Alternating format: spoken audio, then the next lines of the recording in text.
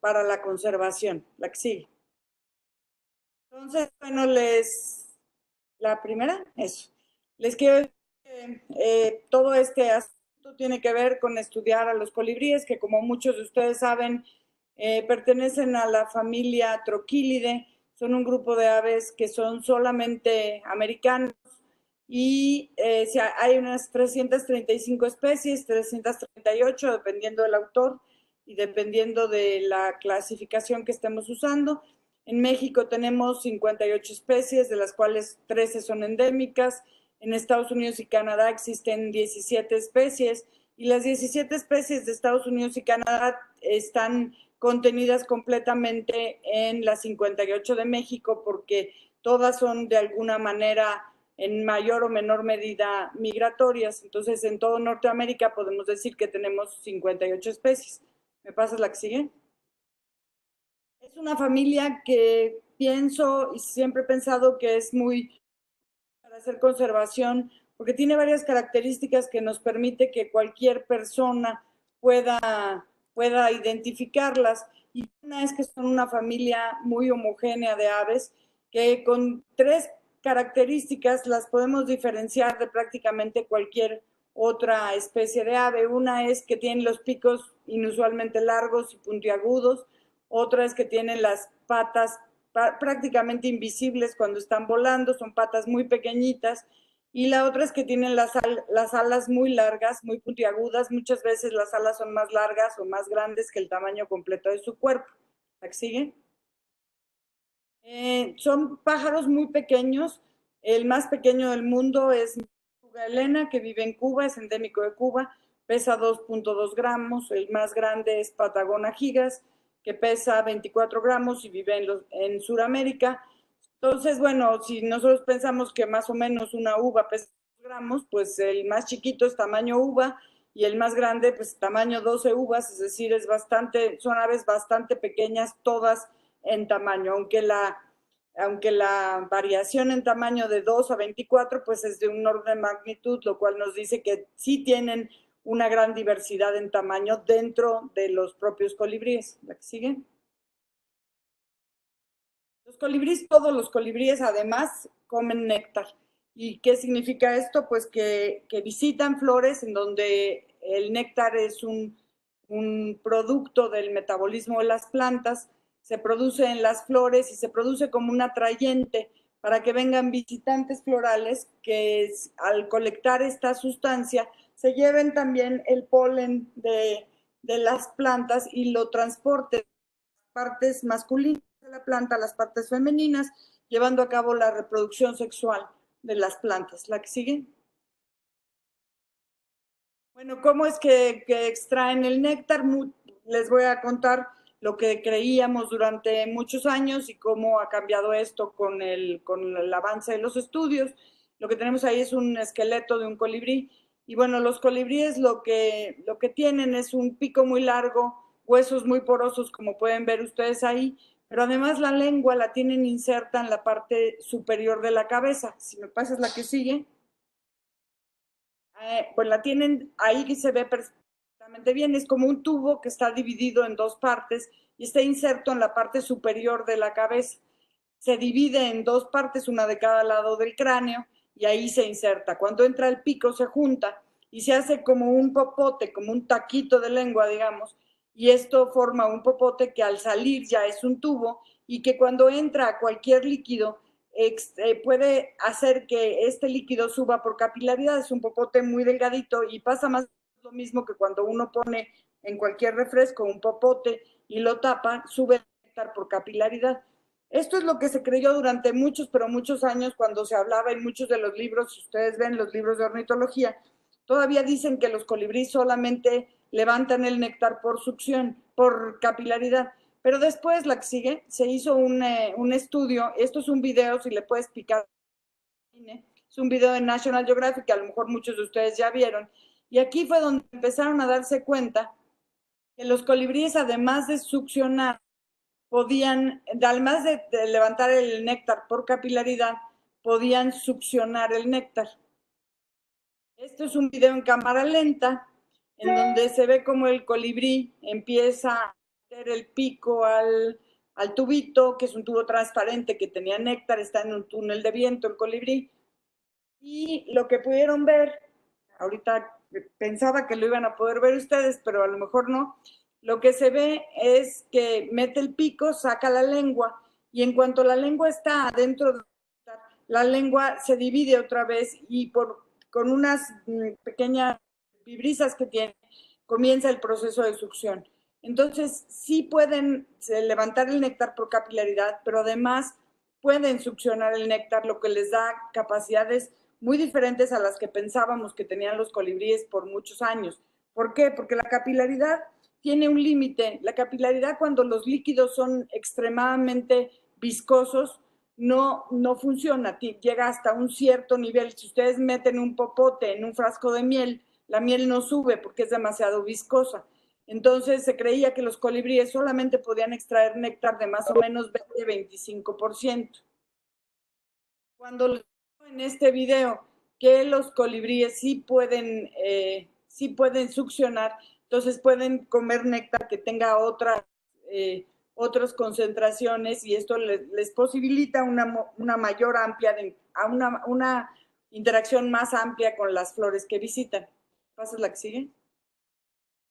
Otra característica es que tienen grandes capacidades de vuelo, pueden volar en todas direcciones, que es único esto en el reino animal. Pueden ir para adelante, para atrás, pueden ir para los lados, pero además se pueden mantener completamente estáticos. Esto era otro video en donde se veía llegar al colibrí, que lo están viendo ahí. Cuando llega a la flor, se voltea de cabeza y empieza a visitar de cabeza para llegar al néctar que está en esa heliconia. Vuelan además muy rápido, vuelan entre 80 a 200 aleteos por segundo, lo cual les da velocidades como entre 50 y 95 kilómetros por hora. Otra de las cosas que pueden hacer, y que eso sí se ve aunque no haya video, es mantenerse estáticos mientras están comiendo, pero sin dejar de volar. Es decir, no se tienen que parar, pueden estar frente a una flor, consumir el néctar, seguir volando y seguir comiendo. ¿A qué sigue? Los colibríes en el momento de la reproducción también son peculiares y también son muy parecidos todos entre ellos. Todos hacen un nido que tiene forma de copa, en forma de como una tacita de café expreso más o menos. Ese es más o menos el tamaño que tiene un nido de un colibrí. Todos los nidos construyen, todas las hembras de los colibríes construyen el nido utilizando material vegetal que pegan utilizando telas de araña que ellas mismas colectan.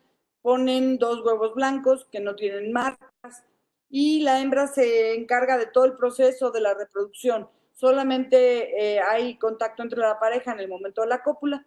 Después los machos se van, las hembras se encargan de construir el nido, de poner los huevos, de empollar los huevos y después de sacar a los polluelos hasta que empluman.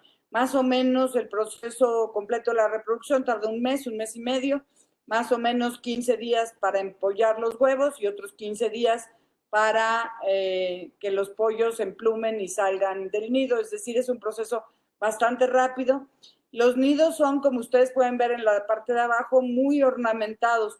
Y esto es no porque les gusten los nidos muy bonitos, sino porque lo que están intentando hacer es que sus nidos estén muy camuflajeados con el medio que los rodea. Y esto es porque la hembra tiene que salir del nido para colectar su comida, para colectar la comida de los pollos, y al hacerlo los deja solos y están muy vulnerables a la depredación. Entonces, cuanto menos se vea el nido, más difícil será que los puedan depredar. Por esto mismo, los nidos se ven muy poco y son difíciles de encontrar, y por esto esa es la parte de la biología de los colibríes que se conoce con menores detalles. ¿Sigue? Son polinizadores importantes, es decir, participan en el proceso que les decía hace un ratito de la reproducción de las plantas con flor y polinizan más de 1000 especies de plantas. Es decir, a estas más de 1000 especies de plantas les ayudan a poder producir sus frutos mediante la reproducción sexual. Los colibríes, igual que otros animales, son muy importantes ecológicamente por participar en este proceso, porque se ha calculado más o menos que el 90%, el 85-90% de las plantas con flor requieren de algún animal que les ayude a transportar los gametos masculinos hacia los femeninos y poder llevar a cabo la reproducción sexual, con eso producir sus frutos y sus semillas. Esto es importante incluso para los humanos, porque de eso vamos a depender para tener frutos, muchos de los frutos que nos comemos día con día, que son la cubierta de estas semillas que producen las plantas para reproducirse. ¿La que sigue? Bueno, ¿cómo están los colibríes en México? ¿Cuál es su problemática? ¿Qué es lo que queremos resolver cuando nosotros estamos diciendo que queremos hacer jardines para tratar de mejorar la conservación de los colibríes? ¿La que sigue? Bueno, la primera amenaza que se ha visto que existe con los colibríes es la distribución, la destrucción del hábitat, y es sobre todo muy importante para aquellas especies que tienen un hábitat muy chiquitito, como estas 4 que tenemos aquí, que son evidentemente de México, y que algunas como Lophornis brachylopha, que la tienen ahí arriba a la derecha, es una especie que solamente se encuentra en 40 kilómetros cuadrados en la Sierra de Atoyac, una distribución muy chiquita que si por alguna razón se destruye, acabaríamos con toda la especie que no hay en ningún otro lado. Ahí tienen una foto de esta especie que también es poco común de ver, pero ahí está en su medio natural. Y las otras 3 especies tienen una distribución ligeramente más grande. 2 están, una en Oaxaca y otra en Guerrero, en la Sierra Madre del Sur, y la otra en la Sierra Madre Occidental, en la parte de Nayarit, Jalisco, Colima, que está Lurania ridwayi. Cualquier cosa que le pase al hábitat de estas especies, vamos a tener problemas con su conservación. ¿La que sigue?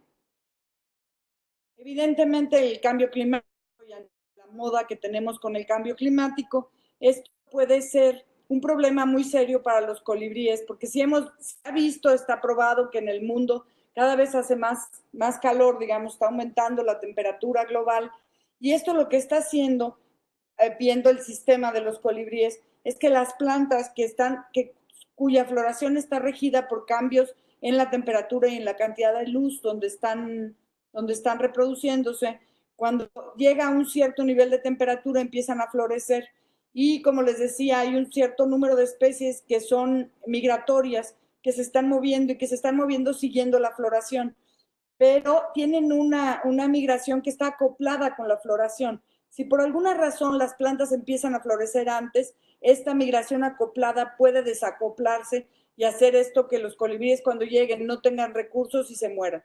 Los colibríes no son como los patos o algunas otras aves grandes que migran, que lo que hacen es acumular grasa y hacer la migración completa. Los colibríes no pueden acumular mucha grasa, porque si lo hacen ya no pueden volar. Se hacen como gordos y ya no pueden volar a la distancia donde tienen que volar. Entonces lo que hacen son migraciones como puntuadas, se les ha llamado, es decir, migran muchos kilómetros, pero lo hacen, esperan una semana, vuelven a adquirir la poquita grasa que pueden adquirir, vuelven a hacer otro salto, digamos, llegan a otro sitio, pero entonces dependen de que existan estos corredores de néctar. Si las plantas empiezan a florecer antes, y esto es algo que está documentado en la literatura ampliamente, va a empezar a haber estas desacoples entre la biología del colibrí y la biología de las plantas, más tomando en cuenta que un colibrí puede vivir 10 años y las plantas que visitan los colibríes generalmente son anuales. Entonces sus tiempos generacionales y sus tiempos de respuesta ante un cambio como el cambio climático pueden ser muy distintos. ¿La que sigue?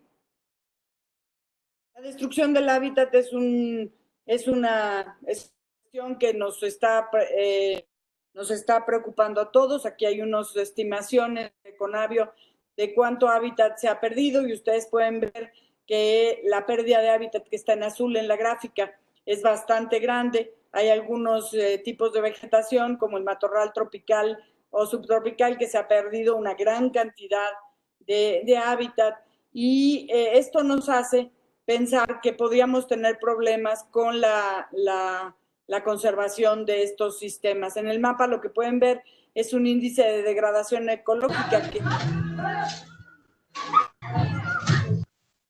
Y en este índice lo que vemos es que hay áreas altamente transformadas, cuando más se va hacia el rojo, más transformadas, cuando más hacia el verde, menos transformadas, y las completas blancas completamente transformadas. Entonces sí tenemos que preocuparnos por ello si queremos conservar a los colibríes o a las demás aves. Como que prendió su micrófono y a la hora de prenderlo oímos ruido.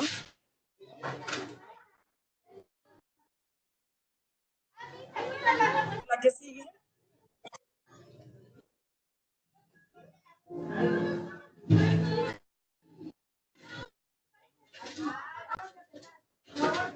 ¿Pueden apagar su micrófono, por favor? Me parece que la que lo tiene prendido es Alejandra Salazar. Gracias. La que sigue, por favor. Bueno, muchos de nosotros vivimos en ambientes urbanos porque aquí es donde estudiamos, donde tenemos nuestros trabajos, etcétera. ¿Y qué es lo que pasa en los ambientes urbanos? Pues que estamos terminando con el hábitat de las especies. Esta es una foto en algún que no es un fotomontaje, que algunas personas dicen que así se veía la Ciudad de México en algún momento.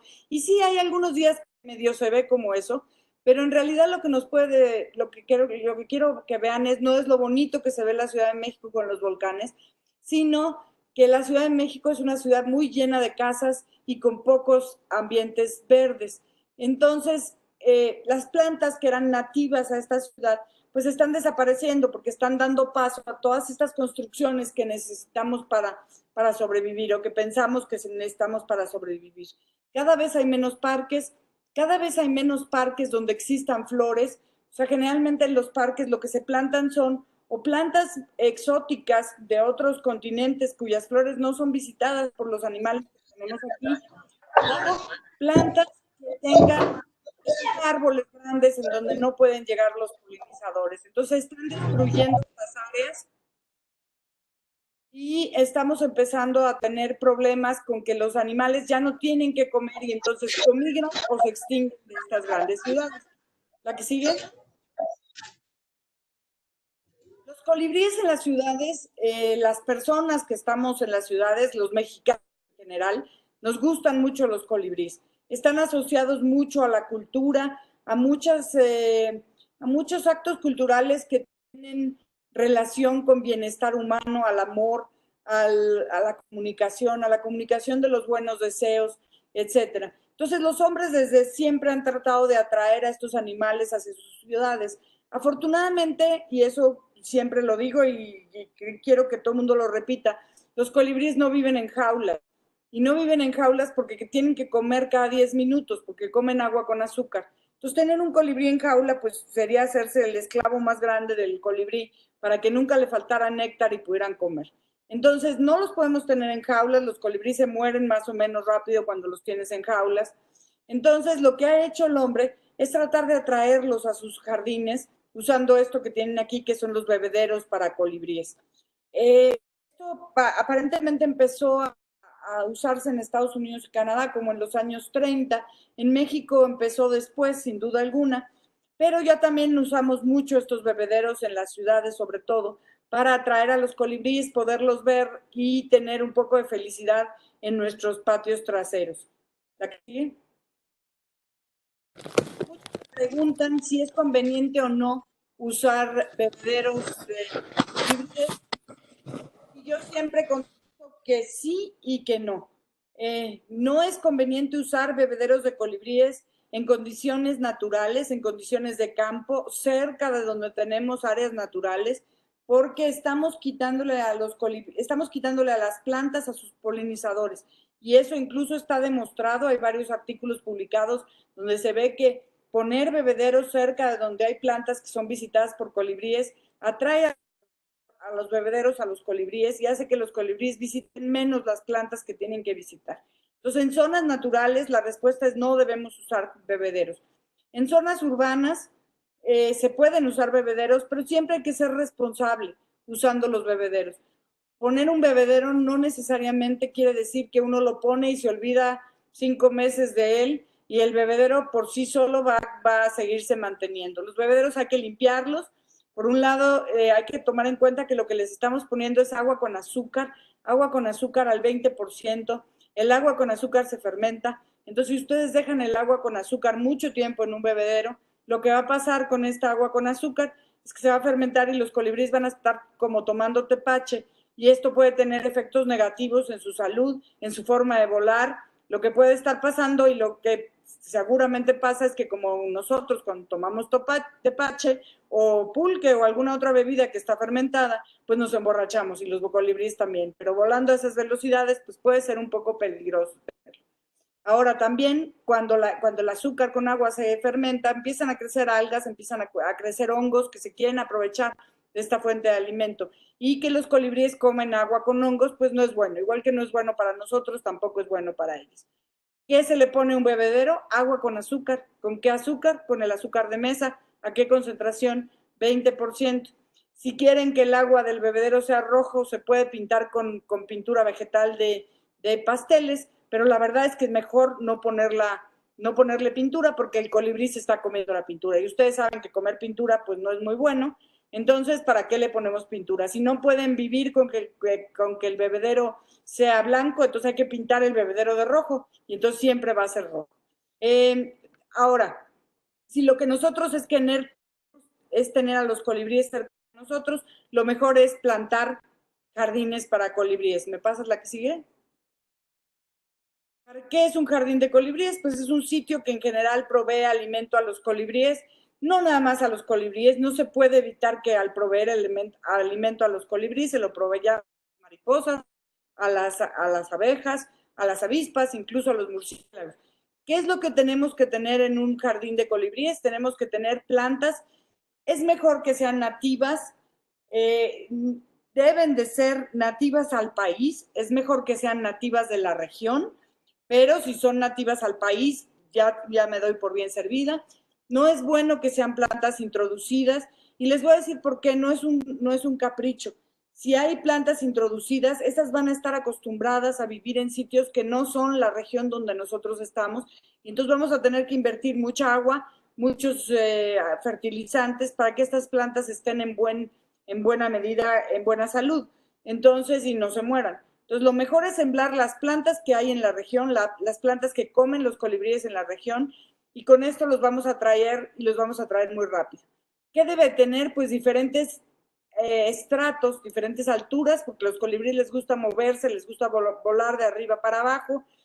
Si es posible y tienen jardines grandes o viven en zonas abiertas, es bueno dejar los árboles porque en los árboles les gusta a los colibríes descansar, incluso hacer sus nidos. Y los colibríes son animales que se bañan mucho, se meten mucho al agua. Entonces, si hay alguna fuente somera de agua donde los colibríes se puedan meter, pues van a tener todo lo que necesitan para estar junto a ustedes. ¿La que sigue? Entonces, promover la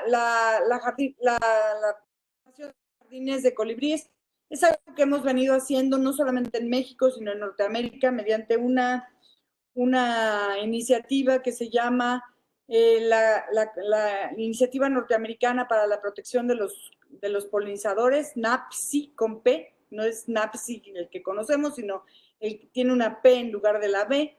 Esta iniciativa lo que empezó a hacer fue tratar de, en Estados Unidos y en Canadá, promover que se planten semillas, plantas silvestres alrededor de los cultivos, en las casas e incluso en los camellones, en las carreteras, para proveerle lugar a las abejas principalmente, pero también a otros polinizadores para sobrevivir. Esta iniciativa la adoptó la señora Obama en los tiempos que era la primera dama, y hizo un jardín en el jardín de su casa, en la Casa Blanca. Era un jardín, yo nunca entré, pero vi fotos, era un jardín bonito, grande, lleno de flores para polinizadores, y con esto alentó a muchas personas en Estados Unidos y Canadá a hacer jardines en sus casas, en sus cultivos, en sus granjas, y con esto lograron, como en un periodo de 2 años, juntar 1 millón de jardines de colibríes, de jardines de polinizadores en Estados Unidos. En México lo que decidimos es comenzar a hacer estos jardines aunado a un programa de ciencia ciudadana que coordinan básicamente en NAPSI, en la CONAVIO. Y empezamos, la que sigue, por hacer junto con Alberto Berlanga, que lo tienen ahí, lo conocen todos muy bien y con todo su equipo de trabajo, empezamos a hacer herramientas para conservar a los colibríes y para poder ofrecerle a la gente, para que tengan mayor interés tener un jardín de colibrís. Hicimos ese libro que todos ustedes conocen en 2014 y después hemos hecho los trípticos que ven ahí abajo, principalmente todavía nada más enfocados a los colibríes de la Ciudad de México, pero queremos invitarlos a que se haga en demás ciudades que nosotros, por nosotros mismos, no lo podemos hacer. ¿La que sigue? Empezamos. Otra de las herramientas que necesitamos para tener jardines de colibríes es tener viveros de plantas nativas. No es fácil encontrar plantas nativas. Rocío Meneses, que está en esa foto, que es alumna mía, se acaba de recibir de maestría y esperamos que pronto se reciba de doctorado.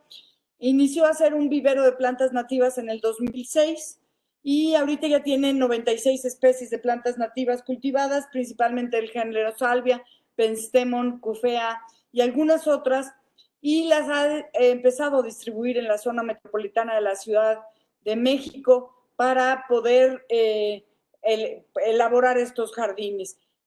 Rocío empezó como un hobby prácticamente, tiene ahora ya un vivero en el que puede vender las plantas y en el que nos ha proveído de estas plantas para muchos de los jardines que les voy a enseñar ahorita. ¿La que sigue? El primer jardín que hicimos fue en diciembre del 2014, después de que salió el libro, después de que se empezó en Estados Unidos este proyecto. En Estados Unidos, cuando empezó Obama a hacer este proyecto en la Casa Blanca, me decían, Coro, ve a ver al presidente, porque ustedes tienen una casa que se parece a la Casa Blanca, que es Los Pinos, y ahí hagan un jardín. Y yo dije, bueno, creo que es difícil, no creo que el presidente en turno me quiera hacer un jardín ni quiera entender la importancia que puede tener esto en Los Pinos. Y entonces decidí ir a la FES Iztacala, que es donde yo trabajo, en la UNAM, y convencí a la señora que está en la foto, que es la directora de la FES Iztacala, la doctora Patricia Dávila, que me diera un poquito de dinero para hacer un jardín en una orillita de la FES Iztacala. Ella me lo dio en diciembre del 2014, sembramos 21 especies de plantas. Como ustedes pueden ver, las sembramos chiquititas, eran unas matitas pequeñitas, fucsias, salvias principalmente. Hicimos unas infografías que están ahí, las hicimos de manera muy rústica porque no teníamos mucho dinero como para hacer eso. La que sigue. Y ahora el jardín se ve, miren cómo están, de qué tamaño están esas plantas que sembramos en 2014. En 2017 resembramos, quitamos las plantas que se habían muerto y pusimos otras plantitas por ahí. Y ahora es un gran bosque de colibríes en la FES Iztacala. Tenemos 238 plantas de 18 especies y llegan muchos colibríes. Tuvimos muchas cosas que vencer, muchos obstáculos. Uno fue, ustedes saben que en la universidad tenemos un sindicato y este sindicato lo primero que me decían es, no está en nuestras funciones regar plantas para colibríes. Y pues bueno, pues no estaba en sus funciones, y entonces tuve que pensar cómo hacer para que los jardineros cuya función es regar el pasto pudieran regar las plantas para colibríes. No los pude convencer en una primera etapa. Entonces lo que hice fue comprar manguera y a la cual le hicimos agujeritos y la pusimos alrededor de todas las plantas, y lo que sí estaba en las funciones de estos jardineros era abrir la llave. Entonces iban, abrían la llave, al rato la cerraban y así se regaba solo el jardín. Después de un tiempo encontré otra solución que fue más creativa. Un día me fue a entrevistar la televisión para que esto saliera en no sé qué canal, ya no me acuerdo. Y estaba por ahí el jardinero cuyas funciones no eran regar las plantas de los colibríes. Entonces le dije, oiga señor, usted que me cuida el jardín, ¿no quiere salir en la tele diciéndole cómo cuida usted el jardín, etcétera? Uy, el señor se sintió actor de Broadway, se fue, se cambió, se puso precioso y salió en la televisión y ahora me cuida el jardín como no saben de bien que lo hace. Entonces, entre mis alumnos, entre el señor jardinero y entre lo que yo puedo hacer, este jardín está muy bonito. ¿La que sigue? Algunas de las plantas, como pueden ver, son varias especies de salvia, fucsias, aretillos colgantes, salvia, lobelias, también tenemos en este jardín. ¿La que sigue? Y después de un poquito, bueno, en estos jardines, además de que los colibríes llegan muchísimos, además de que se ha incrementado la abundancia y la riqueza de los colibríes, tenemos muchas abejas, tenemos abejorros, tenemos mariposas, tenemos aves, algunas aves que comen granos, por ejemplo, que también visitan mucho. Y también lo ocupo para que vayan mis alumnos y hagan sus observaciones, aprendan a observar colibríes, hagan sus tesis, etcétera, y puedan disfrutar y podamos todos disfrutar de este jardín. La que sigue.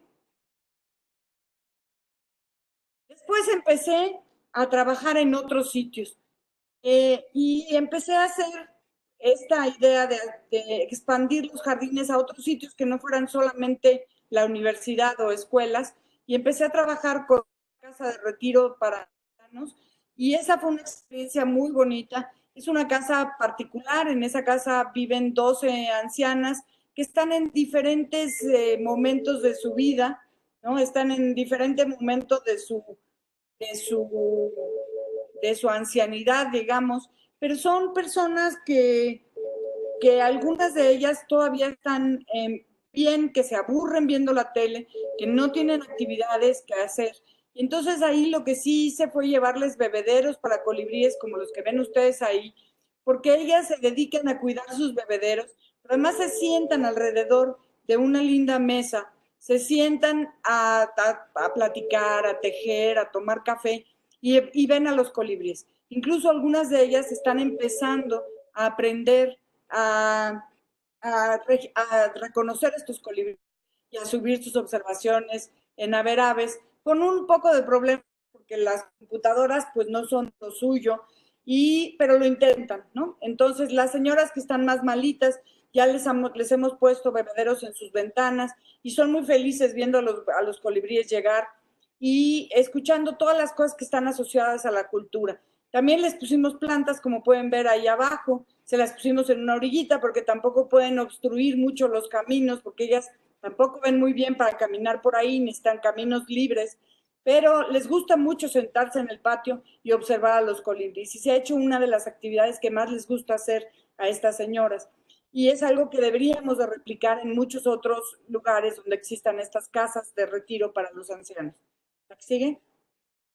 Un proyecto que empezamos en 2016 es trabajar con los institutos de educación media superior de la Ciudad de México, que son preparatorias populares, preparatorias gratuitas, donde los estudiantes de la Ciudad de México pueden entrar y hacer su bachillerato.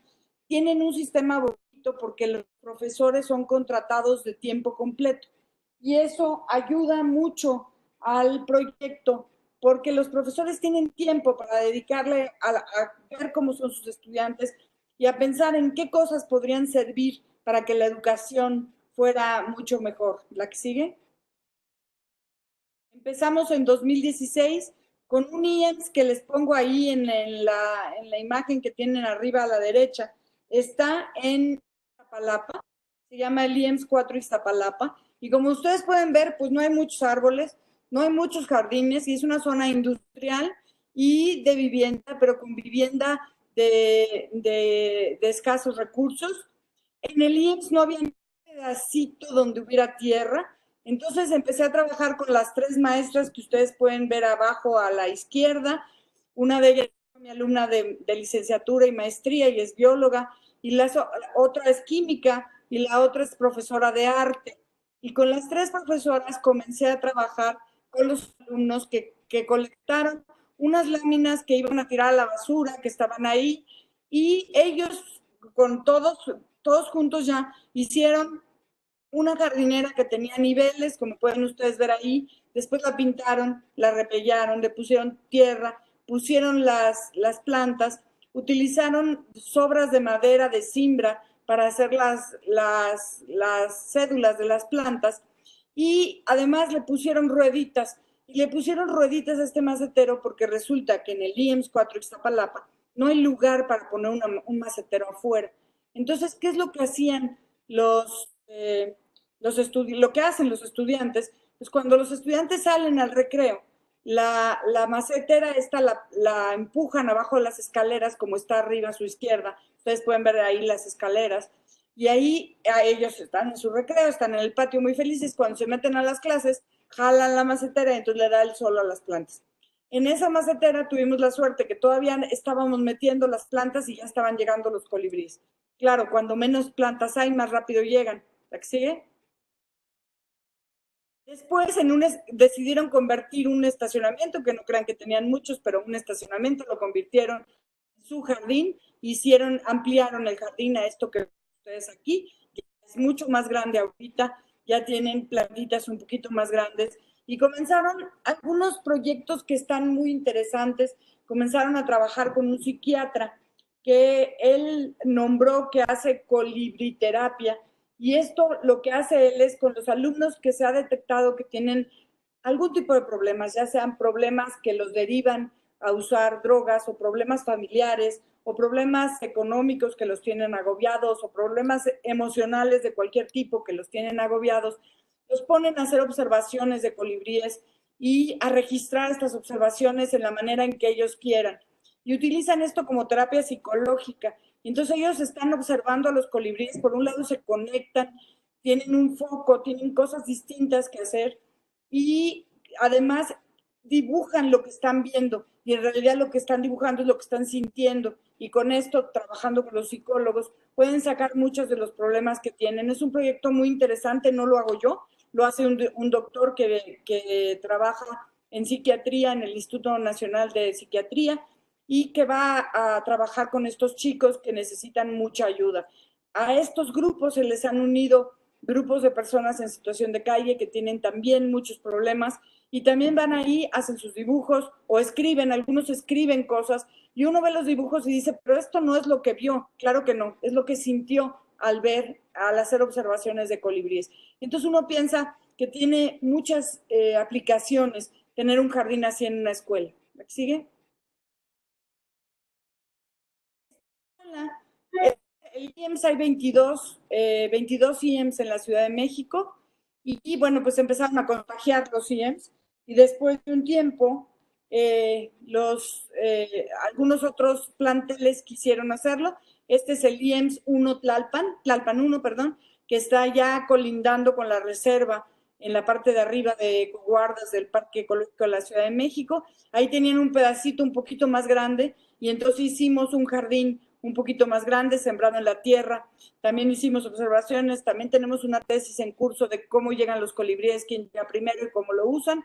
Y los estudiantes también están manteniendo este jardín con sus propios medios. ¿La que sigue? Hicimos en el IEMS Iztacalco, que ustedes pueden ver, está en una zona creo que hasta más industriosa y más llena de casas que la anterior. Ahí tenían un pedacito atrás de los edificios que ustedes pueden ver ahí. Tenían un pedacito en una azotea verde que ellos estaban promoviendo y ahí plantamos nuestro jardín de colibríes, la que sigue, para que lo vean plantamos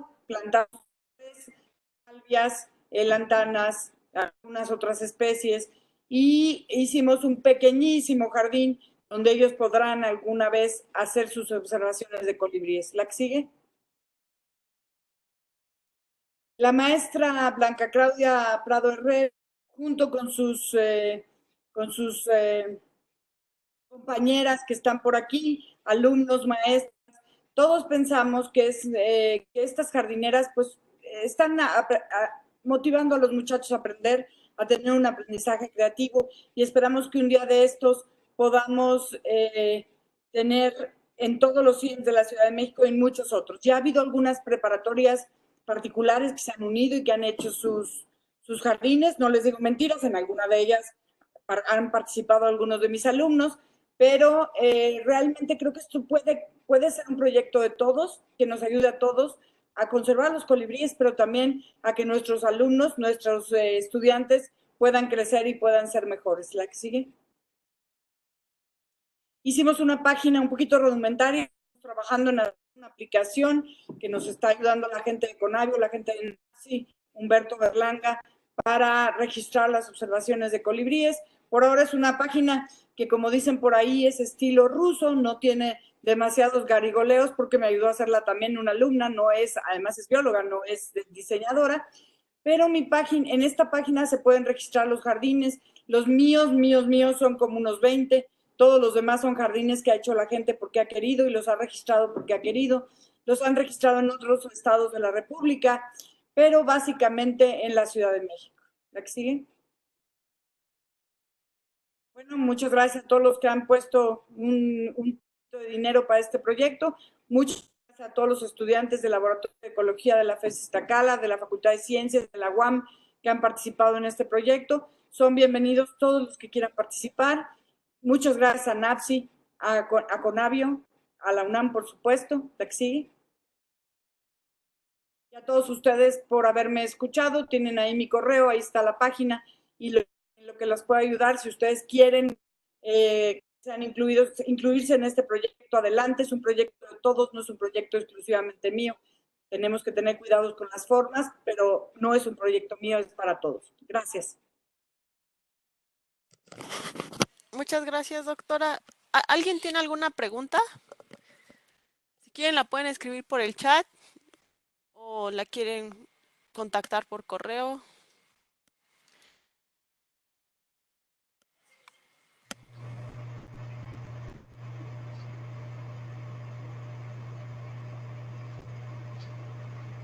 Si quieren preguntar por el chat. Doctor, alguien pregunta que si hay manera de contactar con el psiquiatra que trabaja en la prepa. Claro, si me escriben un correo, yo les mando los datos del señor, del doctor que nos está ayudando a esto. Con todo gusto. ¿Alguien más tiene otra pregunta? Él está más que encantado de compartir su conocimiento. Incluso está ahorita escribiendo un libro un libro de difusión para poder compartir con todo el mundo, pero está encantado de colaborar.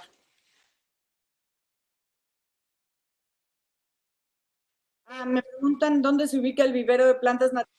Bueno, Rocío Meneses, que es la que ahorita hemos trabajado con ella, tiene su vivero en la ciudad de Puebla, pero nos está entregando en la Ciudad de México, en Tlaxcala, o sea que la zona de por aquí.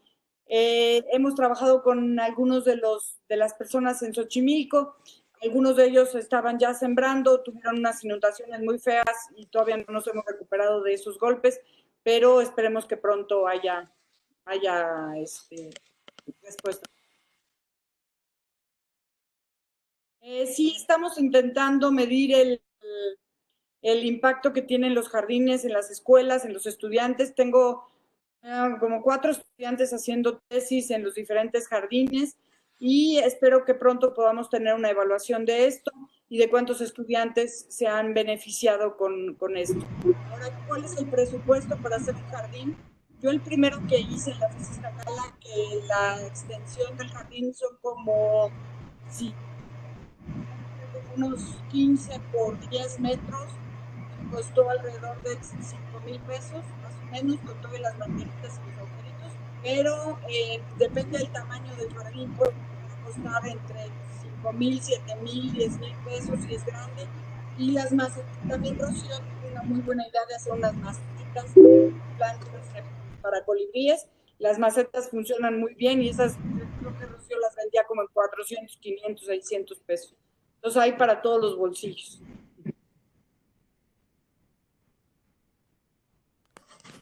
Y Ana pregunta, ¿qué especies principalmente visitan los jardines?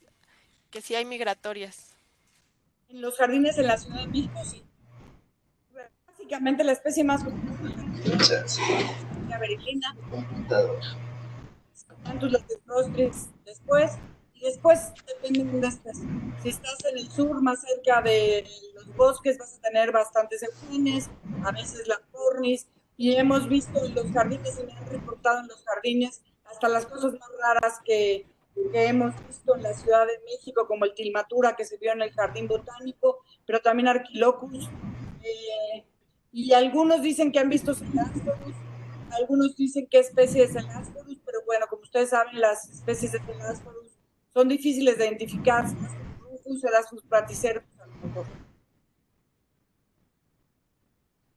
Bueno, creo que son todas las preguntas. Igual si alguien la quiere contactar por correo o checar su página, ahí está en la pantalla. Muchas gracias, doctora, por la charla y disculpe todos los inconvenientes. Ustedes, la que no sabía cómo se... Gracias. Sí, luego es complicado al principio, pero luego a veces también Un son día las lo haré bien. computadoras. Sí. Y bueno, Gracias. alguien aquí pregunta que si nos puede dar una lista de especies nativas. Si me preguntan, si me dicen en dónde están, las puedo mandar con todo gusto. Eso es diferente Bueno, por región.